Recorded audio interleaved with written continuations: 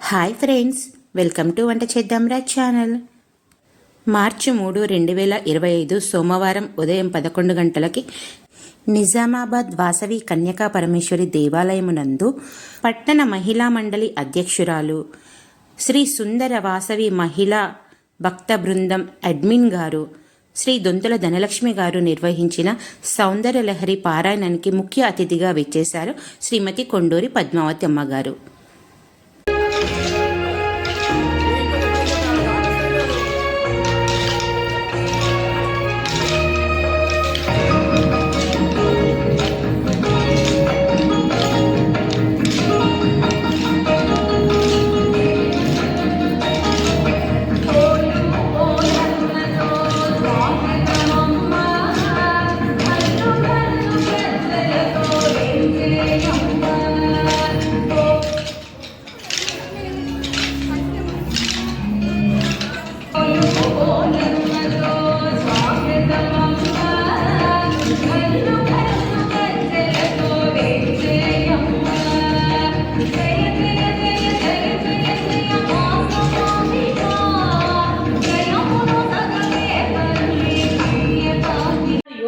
ఉండాలనుకోవాలి, వాళ్ళిద్దరు సంసారం హాయిగా ఉండాలనుకోవాలి.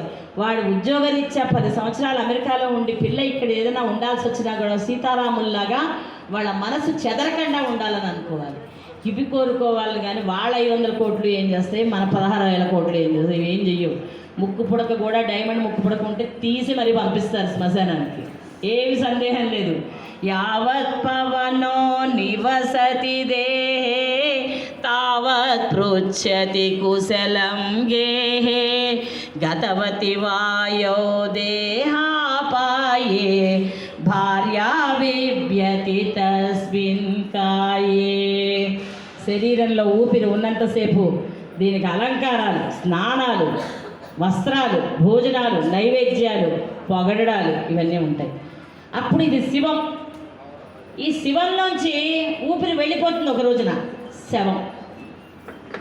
చూసారా, ఒక చిన్న అక్షరంలో కొంచెం మార్పు. ఈ శవాన్ని ఏం చేస్తారట, అప్పుడు భార్య పిలిచి పెద్ద కొడుకుతో చెప్తుంది, సాయంత్రం సూర్యాస్తమయం అయిపోతుంది, పెద్దవాళ్ళందరికీ ఆకళ్ళేస్తాయి, కానిచ్చేయమని చెప్పింది. ఎవరిని పట్టుకుని వెళ్ళాడే విన్నాళ్ళు? నా కొడుకు, నా భార్య, నా తల్లి, నా తండ్రి, నా డబ్బు. ఏమయ్యాయి ఇవన్నీ? క్షణంలో మాఫ్ అయిపోయాయి. అలా అంటే భార్యను వదిలేయమన్నారండి శంకరాచార్యుల వారు, పిల్లల్ని వదిలేయమన్నారు, అన్నీ వదిలేయమన్నారు అని అర్థం కాదు. ఇది శాశ్వతం కాదు. నేను వెళ్ళిపోతాను ఇక్కడి నుంచి. నేను వెళ్ళకుండా నాకు ఇచ్చినటువంటి ఈ యోగాన్ని నేను పునరుద్ధరించుకోవాలి. నేను పూర్వజన్మలో కొన్ని సుకృతాలు చేశాను కనుక మంచి మార్గంలో ఉన్నాను, కొన్ని పాపాలు చేశాను కనుక అవి రోగ రూపంలో కానీ ఇతరత్ర వేటో ఒక రూపంలో కానీ నన్ను వేధిస్తున్నాయి. ఈ వేదన నుంచి నన్ను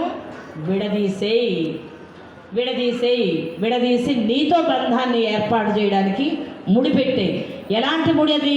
పీట ముడి, రాకూడదు ఇంక దాన్ని. అర్థమైందా? అలాంటి ముడి భగవంతుడితో కావాలి అని చెప్పి మనం వేడుకోవాలి. కానీ ఇవన్నీ ఏవి శాశ్వతం కాదమ్మా. మహిమూలాధారే కమపి మణిపూరే హుతవహం స్థితం స్వాదిష్టానే హృది మరుతం ఆకాశముపరి మనోపి భ్రూమధ్యే సకలమపి విత్రాకులపదం సహస్రారే పద్మే సహరహసి పథ్యా విహరసే అన్నారు. శ్లోకం అందరికీ నోటికి వచ్చేస్తుంది, ఏమి దోషం లేదు. చక్కగాను మూలాధార చక్రం నుంచి సహస్రారం వరకు ఆవిడ ఏం చేస్తుందిట, ఒక వెంట్రుకకి కన్నం ఉంటే ఎంత సన్నగా ఉందో అందులో సూక్ష్మ రూపంలో బయలుదేరుతుందిట. బయలుదేరేటప్పుడు ఎంత దయగల తల్లి అంటే, ఒరే వీడు మూలాధారం సరిగ్గా లేకపోతే వీడు కూర్చోడానికి రాడు, నడవడానికి రాదు, ఎలాగో రాదు, వీడు కాపాడుకోలేడు, మీరిద్దరూ ఉండండి రా బాబు అని చెప్పేసి కుమారస్వామిని విఘ్నేశ్వరుడిని అక్కడ అట్టే పెట్టి ఆవిడ బయలుదేరుతుందిట. బయలుదేరి వీడు షట్చక్రాలు ఏ విధంగా ఉన్నాయో చూస్తుందిట. ఈ షట్చక్రాలు మనం ఏమనుకుంటున్నామంటే అది ఒక చాప చంకలో పెట్టుకున్న అమ్మాయి అడ్వర్టైజ్మెంట్లో పెడుతూ ఉంటుంది.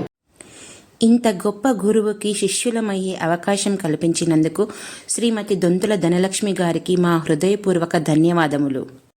ఒక్క సౌందర్య లహరి కాదు, అనేక రకాలటువంటి అయిన స్తోత్రాలు ఎన్నో కూడా మాకు నేర్పించిన వేముల జయదుర్గ గారికి, వారు గురువు గారైన కొండూరి పద్మావతమ్మ గారికి, శ్రీ సుందర వాసవి మహిళా భక్త బృందం తరపు నుండి పాదాభివందనములు.